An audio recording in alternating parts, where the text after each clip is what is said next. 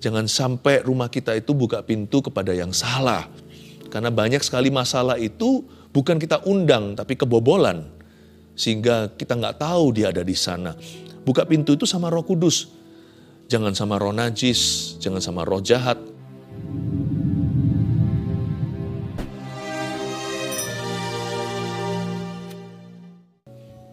Saya bisa merasakan hadirat Tuhan ya, bukan karena saya bergantung perasaan, tapi I can really feel His presence here and there, di sini dan di sana. Allah sungguh-sungguh hadir. Saya ingin mengajarkan satu pesan, membawa sebuah pesan yang sangat penting. Jangan sampai rumah kita itu buka pintu kepada yang salah. Karena banyak sekali masalah itu bukan kita undang, tapi kebobolan. Sehingga kita nggak tahu dia ada di sana. Buka pintu itu sama Roh Kudus. Jangan sama roh najis, jangan sama roh jahat. Tapi siapa sih mau mengundang roh jahat kalau kita anak Tuhan, anak terang? Tapi setan itu kan maling. Dia masuk lewat jendela. Karena itu hati-hati. Jangan sampai kita secara sengaja berbuat dosa. Atau meskipun secara nggak sengaja.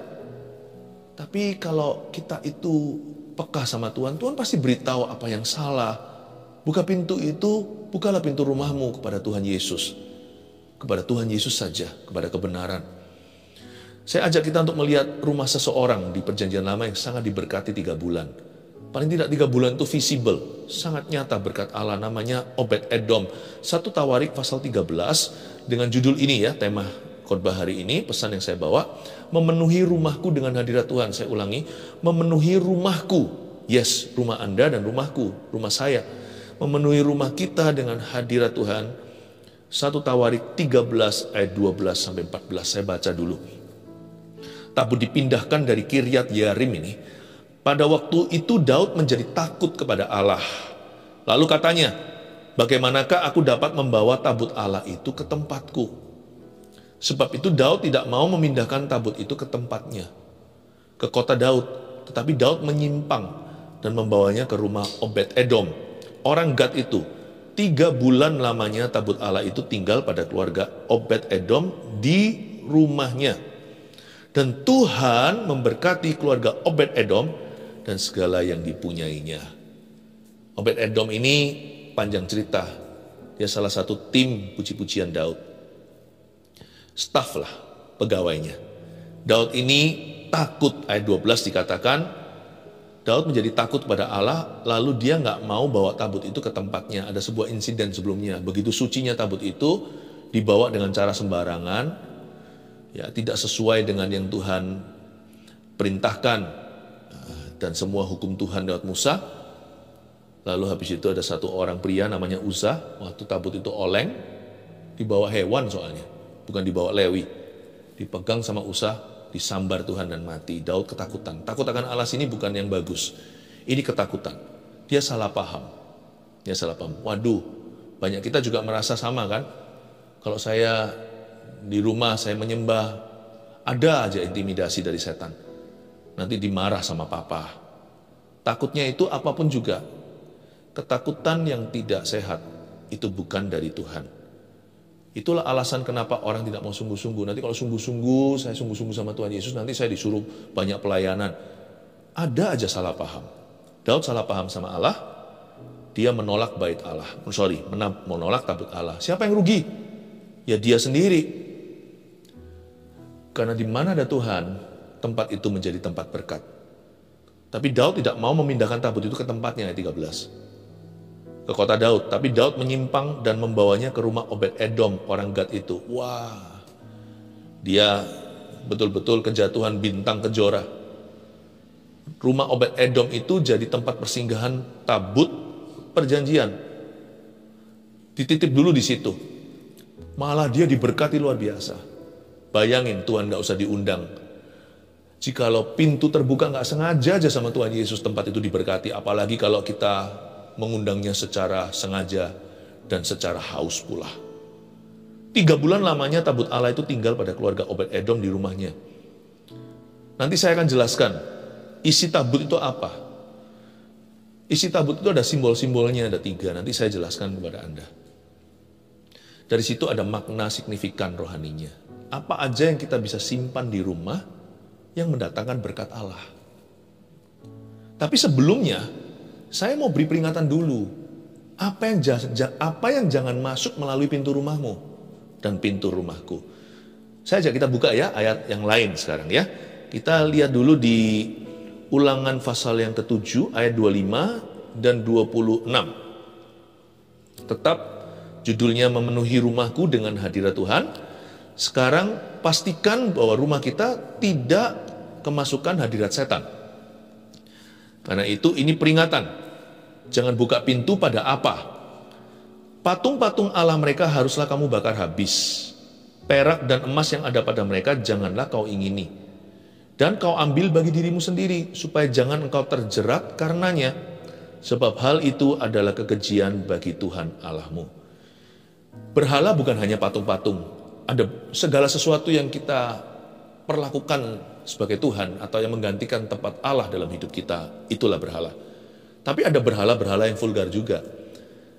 Kalau Anda adalah kepala keluarga, Anda decision maker, Anda yang berwenang, pastikan family Anda jangan setengah-setengah sama Tuhan. Kecuali kalau misalkan Anda anak, orang tua belum percaya Tuhan, ya nggak bisa semerta-merta Anda singkirkan barang-barang papa mama. Karena itu bukan rumah Anda menumpang di sana sampai Anda dewasa. Tapi kalau Anda kepala keluarga, no excuse, tidak ada alasan. Jangan buka pintu sama setan. Jangan buka celah. Tapi berhala di sini juga bukan hanya patung-patung Allah mereka yang haruslah kamu bakar habis ayat 25, tapi perak dan emas yang ada pada mereka jangan kau ingini. Ini yang saya sebut dengan illegal income. Orang-orang yang mendapatkan keuntungan atau laba dari bisnis judi contohnya. Judi apapun. Baik itu kalau di Indonesia nggak ada ya, kalau mungkin di negara-negara yang sekuler gitu mungkin ada seperti kasino atau judi online. Anda bawa masuk ke situ, itu semua uang yang didapatkan, itu ada sayapnya. Itu ada sayapnya. Dan ada susah payah mengikutinya, karena berkat Allah yang membuat kaya. Susah payah tidak mengikutinya, itu ada susahnya. Pasti ada tumbalnya. Dan jikalau Anda bertobat suatu hari, pasti detox sama Tuhan. Karena Tuhan tidak setuju dengan pencucian uang. Pasti Anda dicuci dulu. Dan itu biasanya orang akan mengalami digerus harta duniawi, kebangkrutan bahkan. Itu diizinkan Tuhan. Kalau orang mau ikut Tuhan harus pikul salib. Yang ginian nggak boleh. Kalau dia mau mulai pekerjaan yang halal, dia pasti akan terlebih dahulu mengalami kerugian. Harus. Paling tidak dia nggak dapat income segede itu, karena itu uang gampang. Emas perak mereka jangan ada padamu. Itu dibawa masuk ke rumah, itu bawa kutuk. Hasil prostitusi, hasil kejahatan, pemerasan, korupsi, itu bawa pulang ke rumah. Itu nggak jadi berkat kok. Itu anak nanti jadi rusak. Nggak bisa, sudah nggak ada pengendalian diri. Air tawar dan air garam nggak bisa keluar dari sumber yang sama. Uang yang didapatkan dengan cara yang haram gitu nggak akan membuat hati orang itu bersyukur pada Tuhan. Nggak akan membuat orang itu bisa mendidik anak dengan benar. Nggak bisa. Karena apa yang jadi berhala kau bawa masuk ke rumah, itu akan merusak adonan. Itu akan mengkamiri. Nggak bisa spiritnya Roh Kudus dan Roh Najis berada di dalam satu rumah. Itu nggak bisa. Karena itu kita perlu bertobat. Itulah sebabnya Sakius ketika bertobat, dia berkata, Tuhan, aku akan kembalikan orang yang kuperas. Jikalau ada yang kuperas, aku bahkan akan kembalikan 4 kali lipat atau 4 kali ganda. Tuhan berkata, hari ini juga petang ini, keselamatan turun atas atap rumah ini. Itu loh Sakius, hai Sakius turunlah, aku hendak menumpang di rumahmu. Tuhan memang izinkan itu terjadi, karena emas perak itu yang yang dibawa pulang ke rumah, itu pasti menjadi akar kejahatan. Bukankah cinta akan uang? Uang nggak salah, tapi kalau kita itu serakah, apalagi kalau mendapatkannya dengan cara yang salah, dan merugikan orang lain, dan berbuat jahat, tidak mungkin ada berkat. Itu akan jadi akar kejahatan di rumahmu. Itu penyebab macam-macam musibah. Patung-patung Allah mereka haruslah kamu bakar habis, perak dan emas yang ada pada mereka janganlah kau ingini dan kau ambil bagi dirimu sendiri, supaya jangan engkau terjerat karenanya. Ada jerat di situ, ada jebakan, ya, ada jerat, ada pukat setan, sebab hal itu adalah kekejian bagi Tuhan Allahmu. Kata kekejian di sini abomination dalam bahasa Inggrisnya artinya Tuhan jijik dengan itu. Jadi jangan buka celah, jangan bawa dosa, termasuk orang-orang zaman ini sudah zaman yang gila. Hal-hal yang tak terdengar zaman dulu itu terdengar kini. Misalnya seorang ayah atau suami membawa pulang selingkuhannya itu ke rumah. Nah, saya sebut itu berhala berjalan. Sama saja, sekalipun bukan patung, lebih ngeri lagi kalau itu manusia dalam hubungan yang salah. Supaya jangan kau terjerat karenanya, sebab hal itu adalah kekejian bagi Tuhan. Dan janganlah engkau membawa sesuatu kekejian masuk ke dalam rumahmu. Itu tadi, jangan buka pintu sama setan, tapi sama Tuhan. Jangan bawa masuk ke dalam rumahmu, jangan buka celah, sehingga engkau pun, lihat itu, ditumpas seperti itu. Kata ditumpas itu dihukum, dipukul, ya, dihancurkan, atau diserahkan ke tangan musuh. Haruslah engkau benar-benar merasa jijik dan keji terhadap hal itu, sebab semuanya itu dikhususkan untuk apa? Dimusnahkan. Jadi jangan impor setan dalam rumah. Tapi tanda kutip ya, sebab Tuhan tidak bisa diimpor, imporlah Tuhan dalam rumahmu. Agar supaya Anda jangan mengalami yang namanya konsekuensi misterius nanti. Misalnya ada orang yang membawa benda mistis dengan alasan koleksi atau sungkan. Sekali lagi, kalau Anda adalah kepala keluarga, kalau Anda adalah anak atau anak berwenang, atau Anda kerja di sana, misalnya pegawai atau pembantu di rumah, ya Anda bisa doa, kamarmu milikmu. Seluruh rumah itu kegelapan, kamar Anda terang benderang. Ya memang akan terjadi peperangan, pasti itu. Saya jamin pasti terjadi peperangan sengit, tetapi bertahanlah, sebab Dia terlebih besar di dalam dirimu yang percaya kepada Yesus. Cepat lambat nanti gelap itu akan menyingkir, terang itu akan menguasai. Mana ada sih kalau lampu dinyalakan gelap masih ada ngawang di tengah-tengah? Gelap pasti harus minggir. Tinggal tunggu aja tombol-tombol Tuhan nyalakan tepat waktu, semua indah pada waktunya. Nanti kegelapan itu pasti akan kalah. Tapi sementara sekarang mungkin Anda babak belur dulu. I know, pikul salib ya. Sebelum Yesus dibangkitkan kan, dianiaya. Mungkin sekarang terjadi penganiayaan karena imanmu, nggak apa-apa. Anggaplah Anda beruntung, nabi-nabi zaman dulu pun diperlakukan begitu. Upahmu besar di sorga. Tapi kalau Anda yang berwenang lalu Anda buka celah, nah itu tidak ada alasan. Jangan sampai mengalami konsekuensi misterius yang terjadi karena ada yang membawa benda mistis secara sengaja. Seperti apa? Seperti senjata-senjata gaib yang dikeramatkan. Seperti spirit dolls. Jangan yang gitu-gituan lah, itu mistis. Itu mistis, yang superstisi segalanya. Kita nggak sengaja aja bisa kebobolan kok. Saya kasih contoh ya, pernah suatu hari saya dan istri saya dan anak-anak lagi jalan-jalan di sebuah mall. Lalu di situ ada sebuah pameran barang-barang antik-antik. Nah kebetulan waktu itu, itu beberapa tahun lalu, lagi ngisi rumah. Lalu saya lihat satu barang unik gitu, antik, barang seperti pot gitu ya. Bagus sekali, murah lagi. Saya beli, tapi memang di sekeliling-sekeliling itu barang-barangnya itu membuat bulu kuduk berdiri.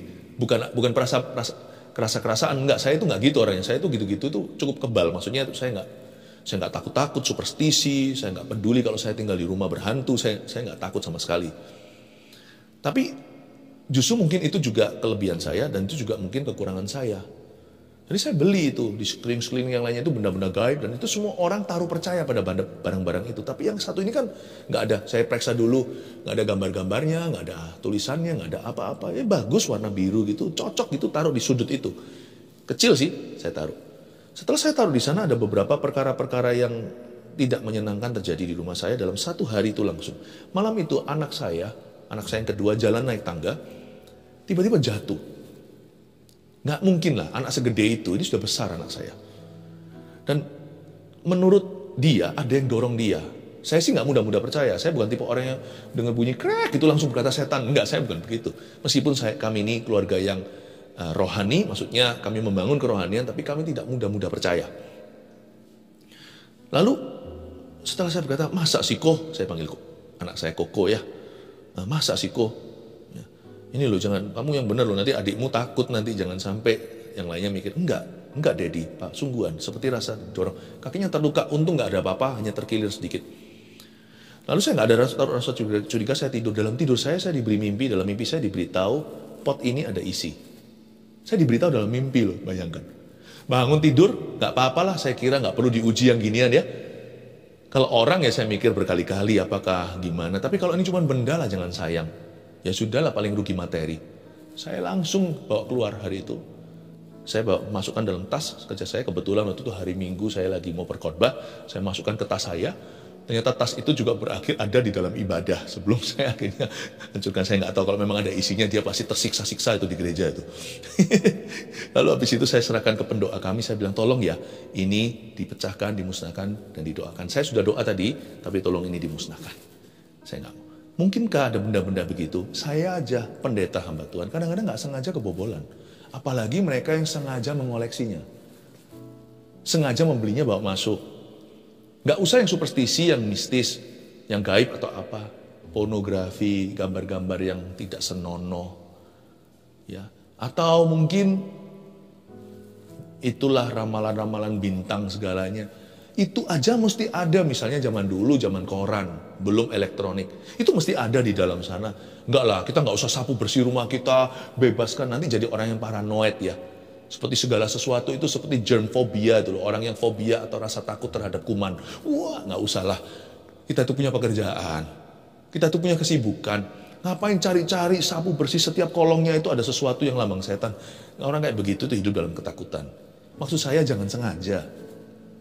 Jangan buka celah. Apalagi kalau seorang papa, seorang mama, suami istri itu kan wewenang keluarga.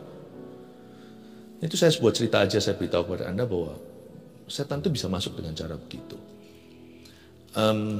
Kita kembali lagi ke Obed-Nego tadi ya. 1 Tawarik pasal yang ke-13 tadi. Saya ulang lagi di ayat 14. 3 bulan lamanya tabut Allah itu tinggal pada keluarga Obed-Edom. Di rumahnya. Di mana? Di rumahnya. Nah yang ini masuk, bukan yang masuk. Yang masuk ke dalam bukan patung-patung Allah mereka yang harus dibakar. Atau perak emas yang ada pada mereka yang jangan kau ingini dan kau ambil. Bawa pulang ke rumahmu. Benda-benda yang harus ditumpas atau segala sesuatu yang mendukakan Roh Kudus, atau perkara-perkara yang berdosa dan semua yang dikhususkan untuk dimusnahkan, bukan. Sebaliknya 3 bulan itu Obed-Edom impor atau dititipkan sebuah objek benda waktu itu, yaitu tabut perjanjian. Tabut perjanjian itu seperti kotak begitu. Kotak bukan kotak tapi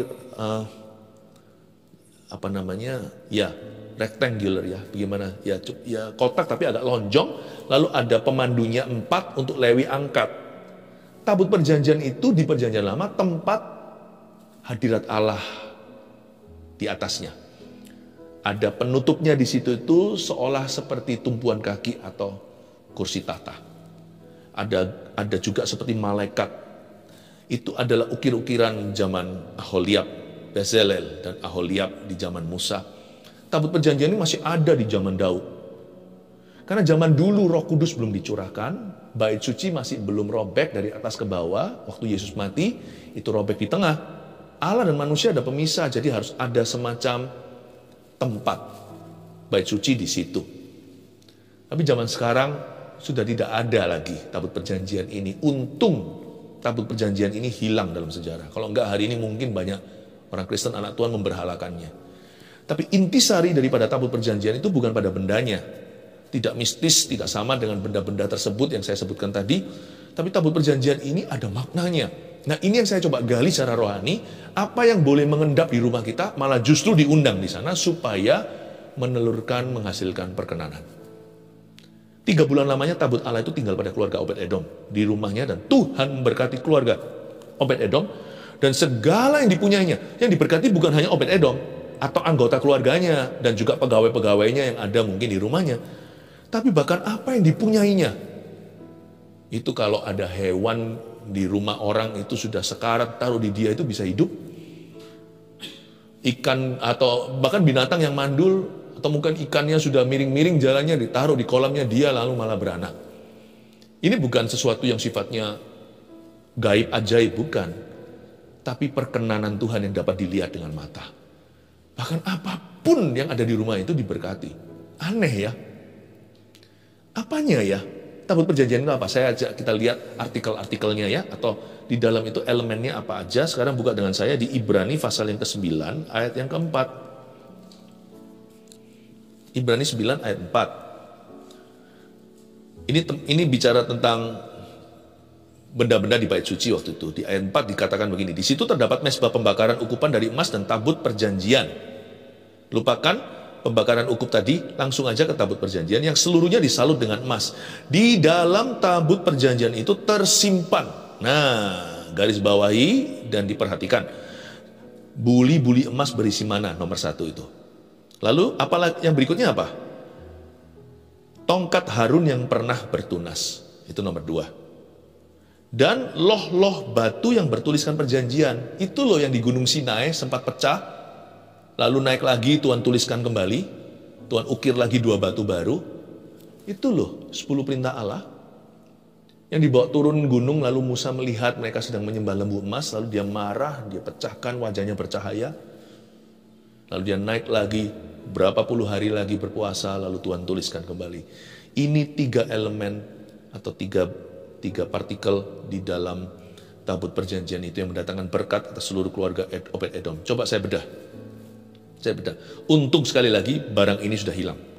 Ada berapa barang-barang yang di perjanjian lama itu sudah lenyap. Saya percaya itu Tuhan izinkan. Urim Tumim contohnya salah satu di jubah imam, di breastplate atau di baju zirahnya di depannya itu loh, platnya. Itu untuk tanya Tuhan seperti dadu iya enggak. Karena zaman dulu kan lewat imam besar setahun sekali. Tapi zaman sekarang kan kita imamat rajani. Kita semua bisa mendengarkan firman Tuhan dan Alkitab di tangan. Lebih bagus lagi dari 10 perintah Allah, kita punya perintah Allah yang lengkap dan janji-janjinya. Ribuan janji lagi. Kita bahkan punya Injil, kitab Injil, pengenapan Taurat. Luar biasa. Jadi kita nggak perlu benda-benda itu lagi, barang-barang itu. Kalau sama Tuhan itu, ikut itu seminim mungkin barang jasmani. Barang jasmani yang saya miliki, yang sangat membantu saya dalam iman itu adalah jelas-jelas buku ini. The Book atau Alkitab. Alkitab artinya The Book. Buku itu. Atau sang buku itu. Ini pun tidak dikeramatkan.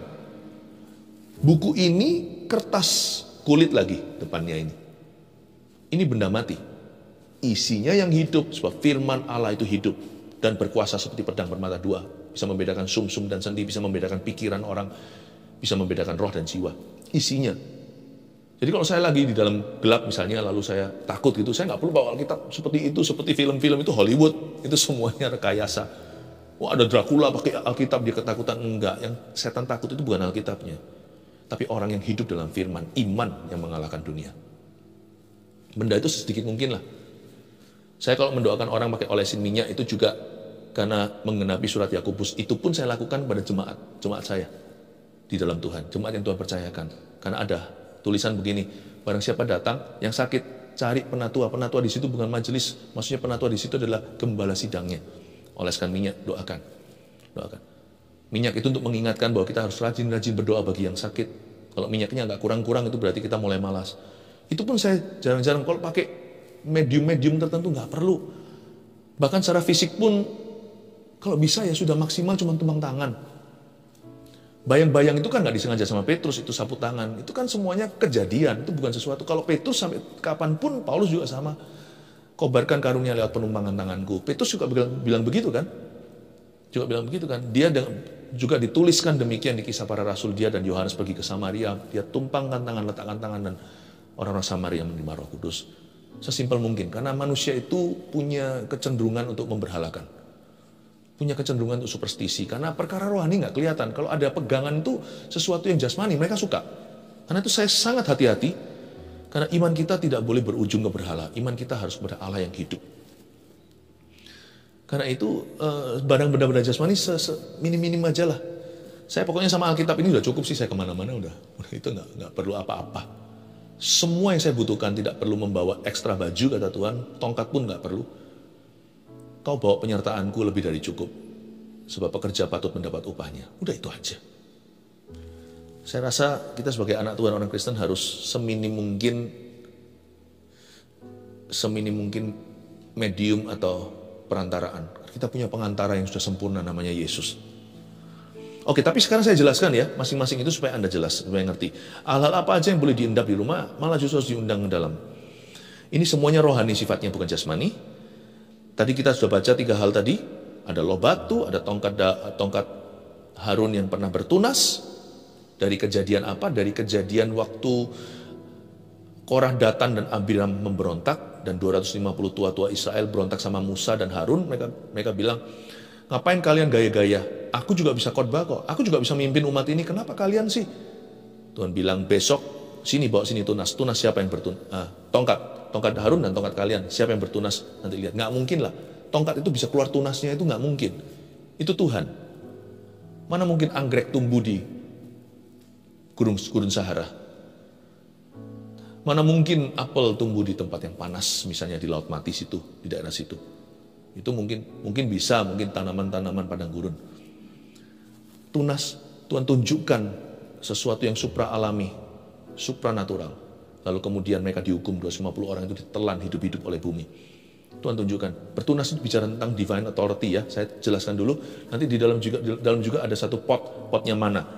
Tempat 40 tahun bangsa Israel makan nggak masak, ya boleh dimasak lagi boleh, tapi bahannya sudah diberikan Tuhan setengah matang, itu mana langsung dimakan pun manis seperti ketumbar. Oke, sekarang saya kasih dulu penjelasannya, 3 poin, dan nanti 3 poin ini saya jelaskan juga artikel-artikel itu artinya apa. Memenuhi rumahku dengan hadirat Tuhan yang nomor 1, tulis tadi, jangan bawa benda jimat, keramat, mistis, superstisi, atau berhala ke dalam rumah. Jangan dibawa yang gituan ya. Termasuk berhala yang berjalan tadi. Oh, jangan lupa juga. Ini bukan bicara tentang benda jimat keramatnya. Ini bicara juga tentang imamat yang berfungsi. Tuhan berkata dengan jelas bahwa kamu jangan bawa masuk itu ke dalam rumahmu. Itu Tuhan bicara pada sang kepala keluarga. Jadi imam yang berfungsi ya. Kita itu penjaga rumah kita. Sekalipun kita bukan yang berwenang pun, kalau kita junior di rumah, kita pun bisa turut berjaga-jaga lewat doa kita. Ingat tadi, kamarmu adalah milikmu. Kita bisa di situ berdoa. Jikalau orang dunia bertapa di gua, kita bisa berdoa di kamar doa, yaitu kamar tidur kita. Kita bisa minta anugerah dan kasih karunia Allah. Jangan bawa benda jimat, keramat, mistis, superstisi, atau berhala ke dalam rumah. Melainkan bawalah dan undanglah hadirat Allah. 2, isi rumah dengan, ini dia. Tulis dulu ya, logos atau firman tertulis, Alkitab ini. Rema, firman yang dibaca, dikhotbahkan, yang terus terngiang-ngiang di dalam jiwa. Dan kepemimpinan yang takut akan Tuhan. Nomor 2 saya jelaskan sedikit. Isi rumah dengan logos. Yang namanya 2 loh batu itu logos. Memang diwakili seluruh Taurat itu sama 10 perintah Allah di dalam tabut perjanjian. Logos itu yang tertulis. Rumah itu mesti ada Alkitab lah. Untuk Anda satu, keluarga kalau belum percaya pun taruh di sana, siapa tahu suatu hari mereka mau baca. Bukan untuk menyucikan rumah taruh Alkitab, bukan. Alkitab ini bukan benda keramat, tapi itu dibaca untuk direnungkan. Rumah itu bukan perabotan nomor 1. Rumah itu harus diisi sama firman Allah. Logos taruh di sana, 2 loh batu tadi. Mana melambangkan rema. Makanan yang turun hari per hari, kalau weekend, kalau akhir pekan, dikasih Tuhan, langsung 2 hari. Kalau mereka serakah, tiap hari ngambil lebih, besok udah busuk keluar cacing-cacingnya dan ulat-ulat. Kecuali kalau Sabat, karena mereka tidak keluar untuk mengambil embun pagi. Rema itu dikasih Tuhan itu tepat, every day. Lewat juga saat teduh bersama. Alangkah baiknya TV dipakai untuk saat teduh bersama keluarga, termasuk lewat acara kesayangan kita. Hari Minggunya, hari Minggu, kita dapat rema dari gereja langsung 2, double porsi. Pada waktu Sabat itu Sabtu Minggu nggak masalah, bukan harinya. Tapi masalah waktu yang dikhususkan untuk beribadah. Kita terima, kita bawa pulang. Jadi kita mendapatkan porsi ganda. Rema itu bicara, mana itu bicara tentang rema. Ketika kita itu menerima sesuatu yang turun. Bukan sesuatu yang kita rencanakan, sesuatu yang diwahyukan, sesuatu yang dicerahi oleh Tuhan. Lalu tongkat Harun yang bertunas tadi cerita tentang pemberontakan Korah. bagaimana Tuhan membela imam yang sah, itu bicara tentang kepemimpinan yang takut akan Tuhan. Rumah itu bahagia, paling bahagia ya, paling happy ya, kalau papanya, figur laki-lakinya takut akan Tuhan. Itu tongkatnya. Tongkat Tuhan di rumah itu, yaitu seorang ayah yang cinta Tuhan. Lalu tentunya juga ada wakilnya. Kalau ayah nggak bisa, ibu, mama juga bisa menjadi imam di dalam absennya papa secara rohani, atau sebagian ada keluarga yang absen sungguhan secara jasmani, entah papanya pergi, atau maaf, papanya mati. Jadi kalau Anda adalah seorang ibu rumah tangga, dan juga Anda punya karir di luar sana untuk menghidupi keluarga Anda, dan punya anak-anak, Anda single parent, Anda harus membesarkan anak sendirian, jangan khawatir. Yesus adalah suami bagi yang tidak bersuami, ayah bagi yang tidak berbapak. Anda bisa besarkan anak Anda. Tuhan akan kasih figur-figur lain untuk membantu mereka. Tapi sacrifice pengorbanan Anda, keteguhan, kegigihan Anda untuk membawa mereka, mendidik mereka dalam jalan yang benar, akan pay off atau suatu hari akan besar upah menanti. Kepemimpinan yang takut akan Tuhan itulah tunas. Makanya itu keluarga itu kasihan sekali, perangnya itu akan dahsyat kalau papanya buka celah. Ketika seorang ayah jatuh, seluruh keluarganya harus menghadapi peperangan baru. Ketika seorang pria meninggalkan Tuhan, atau apalagi kalau papa mama dua-dua, itu seperti di tabut perjanjian, tidak ada tongkat Harun lagi. Jangan sampai nanti diganti dengan gada. Makanya yang jadi ayah harus punya kekuatan iman lebih. Aku tidak boleh jatuh bukan hanya karena Tuhan, demi namanya, tapi juga karena putra-putriku, karena anak-anakku, karena rumah tanggaku, karena istriku. Demikian pula seorang ibu. Ya, isi rumah dengan logos, rema dan kepemimpinan yang takut akan Tuhan. Ketiga, inilah janji Tuhan. Seperti di ayat 14 kita baca, Tuhan memberkati keluarga Obed-Edom dan segala yang dipunyainya. Rumah yang penuh dengan hadirat Tuhan. Ada berkat-berkat Tuhan secara nyata. Ini saya nggak perlu jelaskan. Ini tinggal Anda alami. Akan ada berkat-berkat Tuhan secara nyata. 3 poin ini, catat baik-baik, taruh di dalam hati, undang Tuhan masuk rumahmu. Buka pintu kepada Tuhan, jangan kepada setan. 1 Petrus 4 ayat 7. Kesudahan segala sesuatu sudah dekat. Karena itu, kuasailah dirimu dan jadilah tenang, supaya kamu dapat berdoa. Saudara yang terkasih, terima kasih telah mendengarkan firman Tuhan hari ini. Jangan lupa untuk dukung terus channel ini dengan cara subscribe, like, share, dan juga komen, agar saudara kita yang lain juga boleh terberkati. Tuhan Yesus memberkati kita.